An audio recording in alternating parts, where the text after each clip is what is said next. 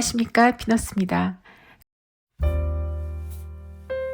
레진, 인레이, 신경치료, 크라운, 발치, 임플란트, 이 아픈 치과 치료의 처음은 작은 충치였습니다.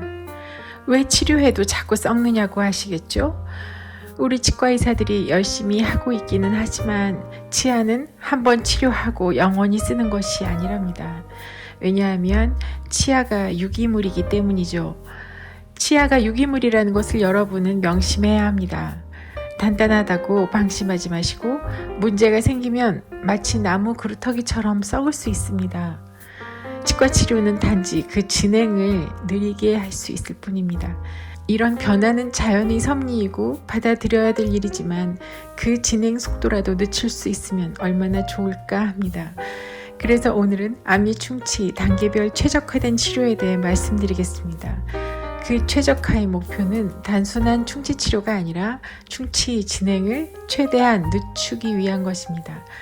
충치 치료 방법이라니 흔한 내용 같지만 대단히 명쾌하게 정리하였으니 끝까지 한번 봐주세요. 충치 단계를 말하려면 치아의 구조부터 알아야 됩니다. 치아는 머리와 뿌리로 나눕니다. 머리 가장 겉껍질이 범랑질이고 그 안에 상아질이라는 본체가 있습니다. 가장 안쪽에는 신경이 들어 있습니다. 충치가 범랑질, 상아질, 신경 등 어떤 부분까지 침투했는지에 따라 충치 단계가 C1부터 C4까지 4단계로 나뉩니다. C1은 범랑질만 썩은 초기 충치입니다. C1은 진행하지 않고 그대로 멈출 확률이 높기 때문에 별일이 없는 한 2단계에서는 치료하지 않습니다. 아무것도 하지 않고 지켜보다가 만약에 C2로 진행한다면 그런 충치만 치료하면 됩니다. C2는 상아질까지 썩은 충치입니다. 상아질은 범랑질보다 무르죠. 그래서 2단계까지 충치가 번지면 진행할 확률이 더욱 높아지기 때문에 2단계부터는 치료가 필요합니다. 그런데 아직은 치아를 아낄 수 있는 단계이기 때문에 C2에서는 치아 삭제가 가장 적은 재료를 씁니다. 그 재료가 레진입니다. 작은 C2에서는 레진만으로도 충치가 정지될 수 있습니다. 아직까지는 치료가 캐주얼하죠? 점점 더 가보겠습니다. 그러나 고작 C2인데도 넓은 면적으로 이가 돌려가면서 썩었다면 그 이는 크라운을 할 수도 있습니다. 이분을 보십시오. 이 레진 변색은 단순한 레진 변색이 아니겠죠? 여기저기 충치가 재발되었을 겁니다. 앞니 레진 변색은 충치 재발 문제도 있지만 보기 싫어지는 문제도 있습니다. 그래서 레진을 제거해보니 이가 돌려가면서 썩었네요. 부감법으로 볼까요?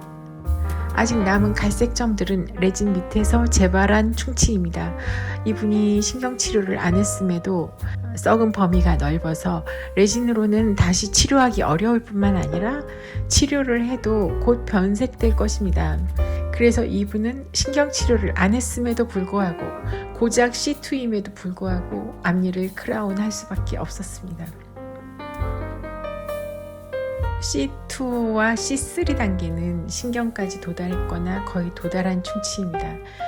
작은 C2가 안 멈추면 점점 큰 C2가 되겠죠.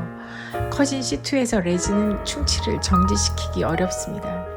하지만 현재 앞니 충치 치료는 레진 아니면 크라운이죠.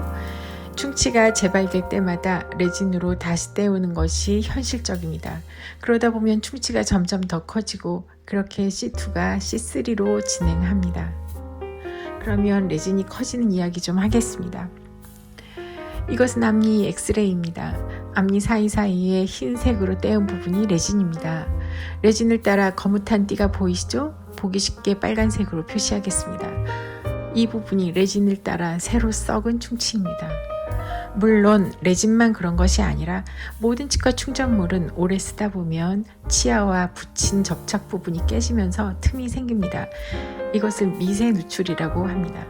미세 누출은 충전물이 깨지거나 떨어지지 않은 채 숨겨진 채로 점점 커질 수 있습니다. 이 미세 누출은 침과 세균이 들어갈 통로가 되기 때문에 미세 누출이 생기면 치료한 이가 다시 썩기 시작하죠. 여기도 미세 누출이 생겨서 충치가 자라고 있었습니다. 레진과 재발된 충치를 제거하면 이렇게 커집니다. C2가 C3 가까이 되는 것입니다.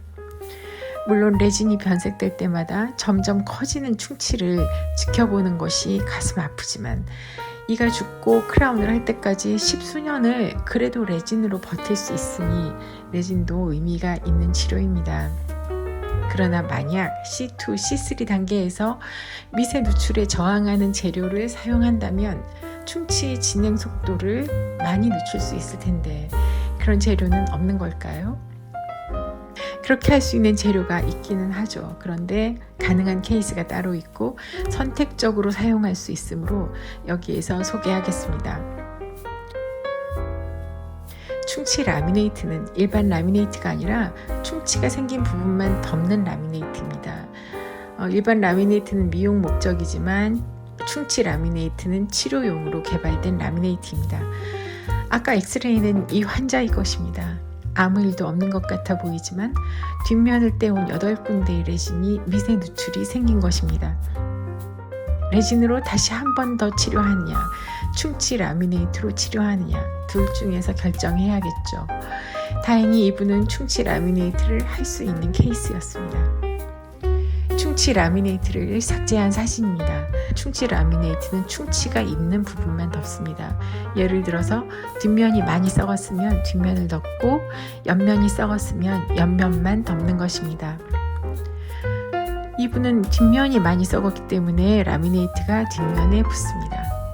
이 라미네이트는 뻣뻣하고 치아와 열팽창 개수가 비슷하여 C2, C3 단계에서 레진보다 효과적으로 충치 재발을 지연시킬 수 있습니다. C2에서 충치가 멈춰지지 않으면 C3가 되는데 이 단계는 신경까지 도달한 충치이므로 신경치료하고 크라운을 합니다. 신경치료를 한 후 크라운을 하기는 너무 싫지만 앞니 충치로 신경까지 할 정도로 이가 썩었다면 이에 많은 부분이 없는 상태이기 때문에 크라운을 해야 형태도 생기고 좀 더 오래 쓸 수 있는 치료가 됩니다. C3 단계에서 충치가 멈춰지지 않으면 C4 단계가 됩니다. 이분은 이의 절반 이상이 없습니다. 환자분이 방치한 게 아니라 레진이 자주 떨어지다 보니 이렇게 된 것입니다.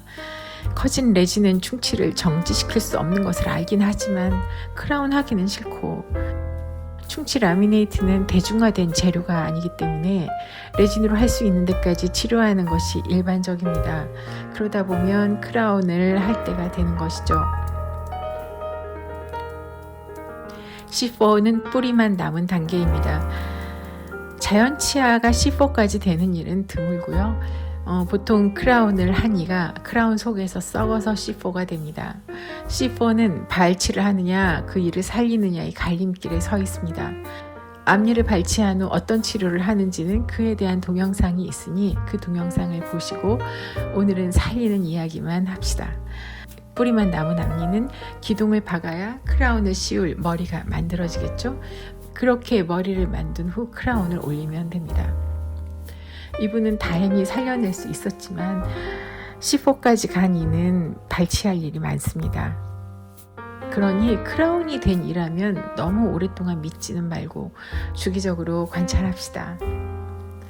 오늘은 앞니 충치 진행을 늦추기 위한 치료 방법들에 대해 말씀드렸습니다. 물론 긴 삶에서 이가 썩고 빠지는 일은 자연의 섭리라고 할 수 있지만 길어진 수명에 맞도록 그 속도라도 늦추었으면 좋겠습니다. 오늘은 여기까지입니다. 끝까지 들어주셔서 감사합니다.